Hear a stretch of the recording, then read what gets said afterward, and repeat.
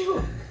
Hello à tous, on se retrouve aujourd'hui sur Étudivin pour le deuxième podcast de notre série. Et aujourd'hui, on va se concentrer sur un sujet qui est assez essentiel, la connaissance d'un milieu du vin. On va voir si c'est important d'en avoir ou pas, si ça pose des problèmes pour se lancer ou pas. Ça va être le sujet du jour. Et aujourd'hui, pour accompagner ce podcast, je vous laisse vous présenter.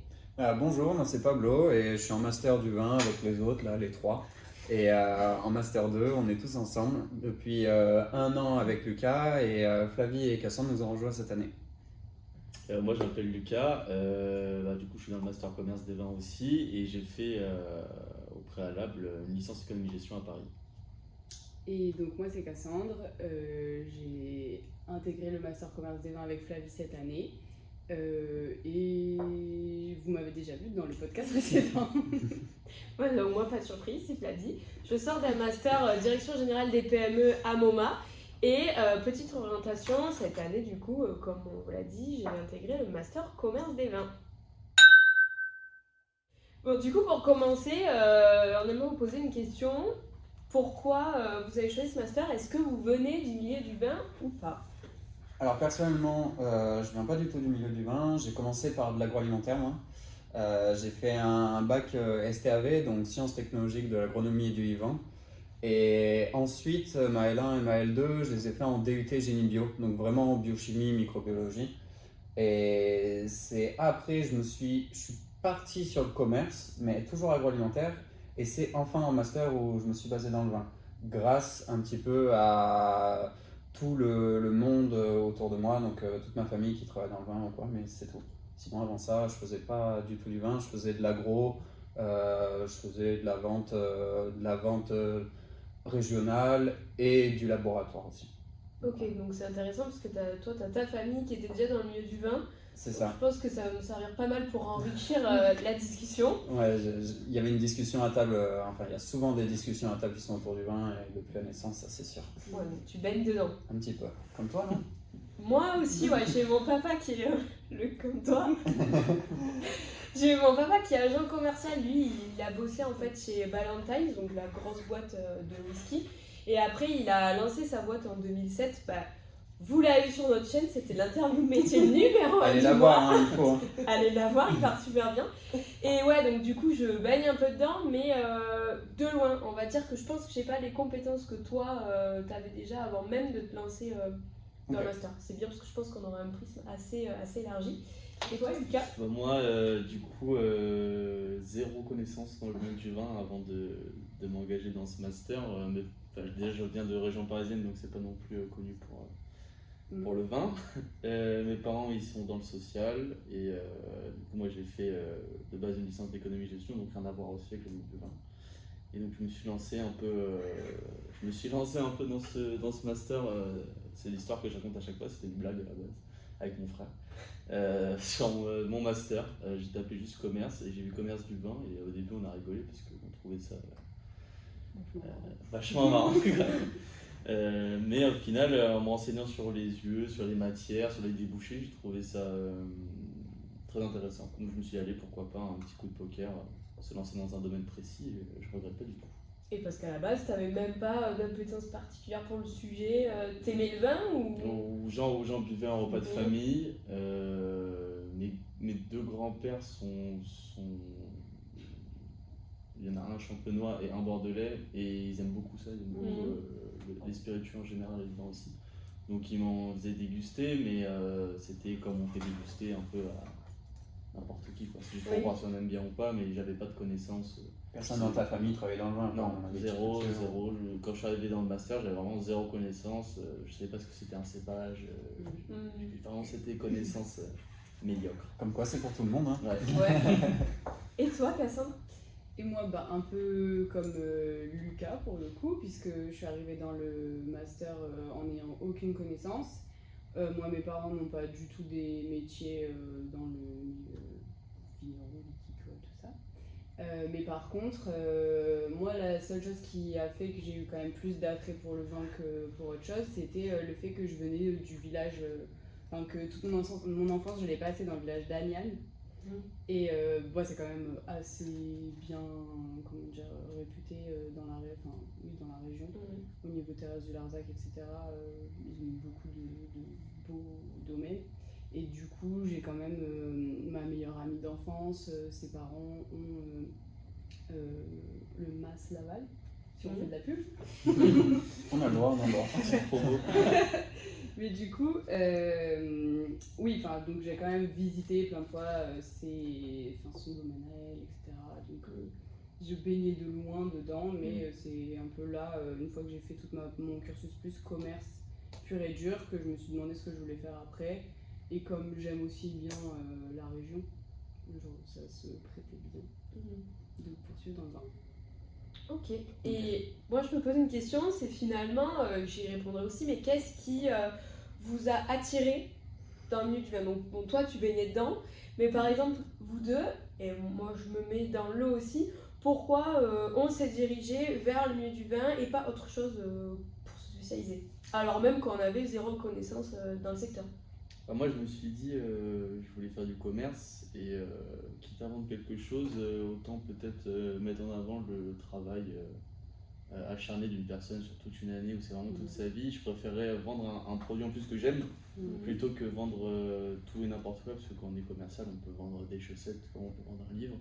Mais je trouve que le vin, il y a quand même toute une notion du travail de l'artisan, de la personne. C'est très humain aussi comme domaine et ça me plaisait beaucoup de concilier l'aspect commercial et aussi humain, parce que c'est que des rencontres, c'est que des passionnés, c'est que des gens qui sont adorables.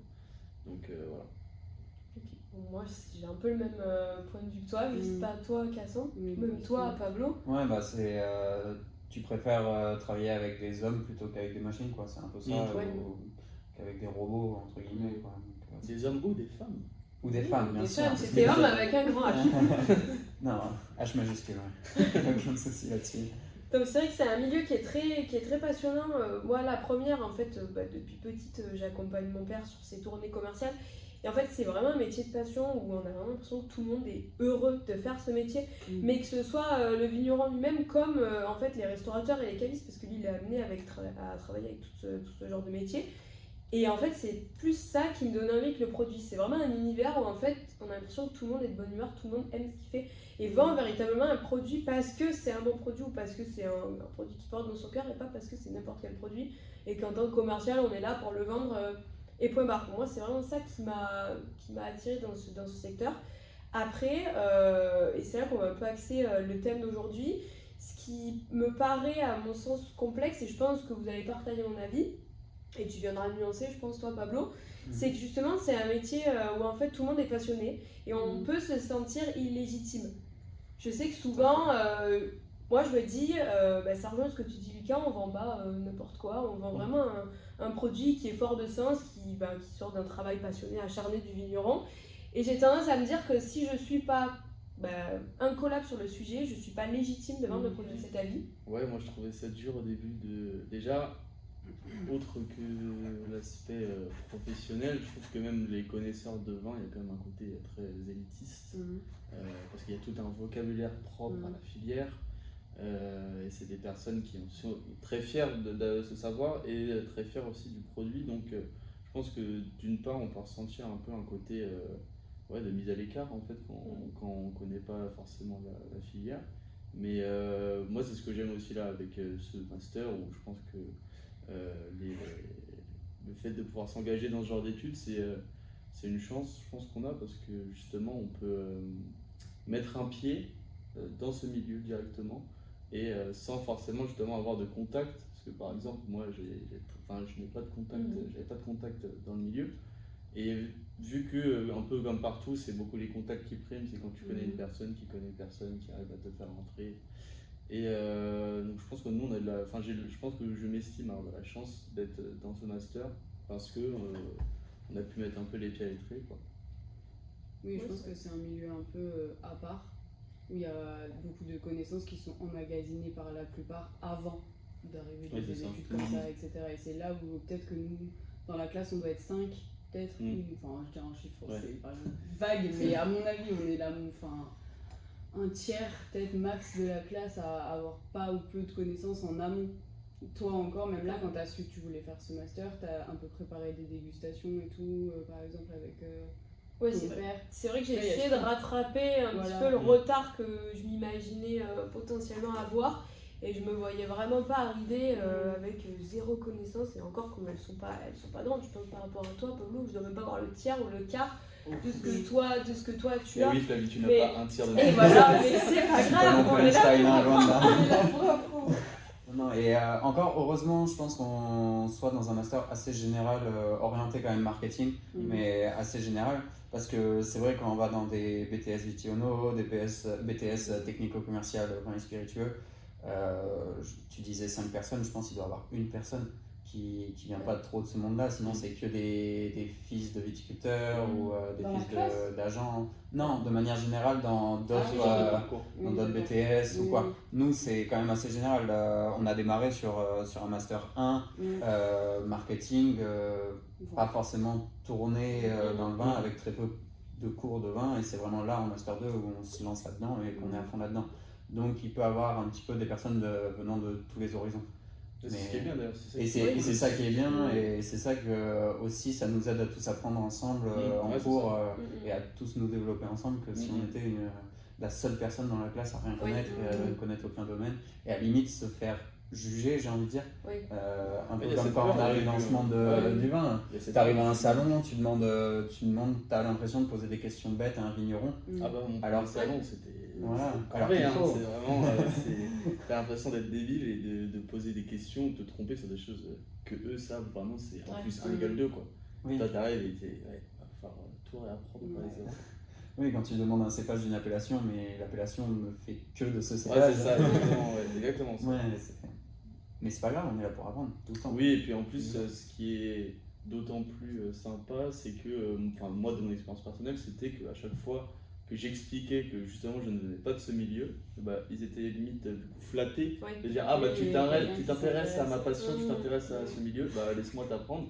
Et en fait, vu que c'est des passionnés, ils adorent en fait parler de leur métier, parler du secteur, et c'est ce qui est cool parce qu'en fait c'est beaucoup d'a priori et beaucoup de peur en fait, mais une fois qu'on arrive à faire ce premier pas, je trouve qu'après on est quand même bien accueillis. Oui, il y a beaucoup de pédagogie, il y a beaucoup de bienveillance. Et puis là où je sais que où je suis cette année, ils ont tendance à me faire confiance de suite parce que j'ai des bagages et parce que en fait pour eux c'est juste une connaissance comme une autre. Et une fois qu'on sera rodé et qu'on aura les automatismes, en fait on sera aussi doué qu'eux pour vendre un produit parce qu'on ne nous demande pas nous de tout savoir. On est aussi là, on a choisi un des métiers tourné marketing ou commerce, donc c'est pas grave si on n'est pas incollable sur tout. C'est bien d'avoir des connaissances et de savoir forcément de quoi on parle, mais en fait moi ils décomplexifient vachement le sujet. Ils me disent mais Fanny, toi tu vas vendre le produit, t'es là, t'apprends le b.a.-ba, si tu veux en savoir plus tu en sauras plus, mais il faut pas se monter la tête en se disant mais en fait je suis pas vigneronne, je connais pas les détails, je peux pas. C'est vrai qu'on aurait tendance à se dire si j'ai un professionnel en face de moi qui est plus doué que moi et qui me pose une question à laquelle je ne sais pas répondre, moi un petit c'est pas savoir répondre et me ridiculiser. On a le droit de dire je sais pas, hein, c'est humain. Oui, c'est humain. propre à lui dire. Au contraire, je peux avoir une explication. C'est hyper humain. Tous les jours, il faut limite poser plein de questions. C'est comme ça qu'on apprend aussi. Ah, tout à fait. Après, moi, l'action que je vais te poser, c'est est-ce que, sachant que tu avais déjà des connaissances en amont, est-ce que tu te sens avantagé ou plus serein dans ton alternance actuelle que si, par exemple, tu avais démarré de zéro? C'est comme ça va permettre de dire ce que font la famille autour de moi, un petit peu pourquoi je suis arrivé dans ce monde-là. J'ai mes parents qui sont restaurateurs et qui sont cavistes aussi, donc Vallée du Rhône. Moi je viens de la Vallée du Rhône, de l'Ardèche précisément. J'ai à côté de ça un frère qui est vigneron, donc qui ont commencé de zéro. Donc j'ai un frère qui a commencé de zéro, mais grâce au bagage de mes parents en amont, grâce à mon autre frère, encore l'aîné, qui a un restaurant aussi et qui a une cave à vin, on a pu en apprendre tous les jours là-dessus, et tous les jours on était là, on s'est fait des contacts en fait. Donc ces contacts qu'on a, on les a affinés petit à petit, et grâce à ça, moi j'ai pu trouver plus facilement un stage, plus facilement une alternance, c'est sûr. Mais par contre, ce qui est bien, c'est que les personnes ils te prennent pour ce que tu es toi et pas forcément pour. Mais ça te permet d'envoyer le premier mail, d'avoir le premier contact et forcément D'avoir après de l'adresse rentrer mail, plus facilement. ouais, Oui, d'avoir l'adresse numéro, mail. Sur une recherche d'alternance, c'est vrai que c'est hyper compliqué d'avoir juste ce premier contact et arriver à trouver juste pour un entretien. Donc il y a cette chance-là de connaître un petit peu du monde dans ce milieu qui est quand même un petit milieu où il y a énormément de monde qui se connaît. Mais c'est bien parce que ça décomplexifie un peu, enfin on met en lumière que finalement c'est pas si complexe, que c'est quelque part un secteur qui accueille les jeunes ou toutes sortes de générations même à bras ouverts. Et c'est important de le mettre en lumière parce que je pense que pour des gens comme nous qui avaient peut-être peur de rentrer dans ce milieu sans connaissance, finalement on se rend compte que c'est possible et en fait on va apporter peut-être nous le côté marketing commercial, on va l'apporter à celui qui va sortir d'une formation plus œnologue. Typiquement on a eu un camarade de classe qui sort c'est un BTS ou une licence en œnologie, il est œnologue et il vient pas refaire sa formation avec ce côté commerce et marketing qu'il n'avait pas.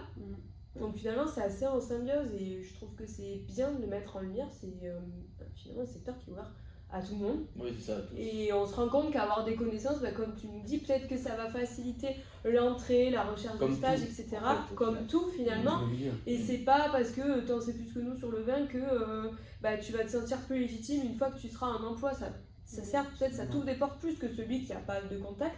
Et ça s'arrête là en fait. Le vin offre vraiment une place potentiellement à tous ceux qui s'y intéressent et veulent entrer dans ce milieu. Pour moi, c'est tous les bons vivants, toutes les personnes qui aiment partager les moments. En fait, c'est un domaine incroyable. À moins d'être vraiment fils de personnes ultra connues, Robert de Vilaine, je sais pas. C'est celui de la Romanée Contis pour ça.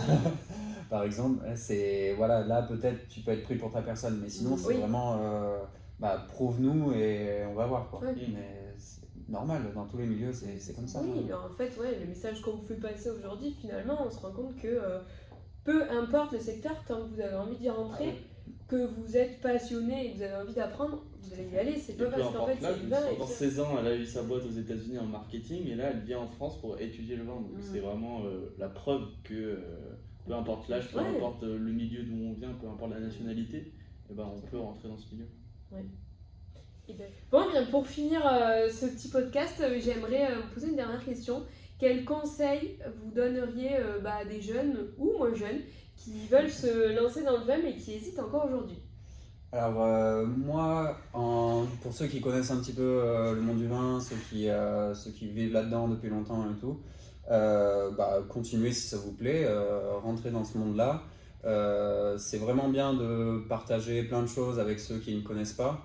Vous verrez, vous faites plein de potes en plus qui au départ ne connaissaient pas le monde du vin et après sont tombés amoureux de ça et qui aiment plus ça que vous. Donc n'hésitez pas à rentrer et à partager tout ce que vous savez et vous verrez, ils vous rendront l'appareil autrement. Beau conseil. Moi ce serait, de par les parcours qu'on a dans la classe, n'hésitez pas à faire une année sabbatique ou prendre quand même une année off entre votre parcours, soit entre le master, soit entre la licence. Parce que on a par exemple un camarade qui a travaillé 1 an dans un restaurant à Paris qui lui a donné des contacts évidemment avec des caves à vin ou des agents et du coup son stage et son alternance s'est trouvé comme ça. On a aussi une amie qui est partie en Australie, travailler chez Chapoutier. Donc je pense que ce moment préalable aux études où tu te fais déjà ton mini réseau en fait et du coup tu as quand même aussi des connaissances que tu ingurgites et je trouve que c'est quand même un move qui est plutôt intéressant.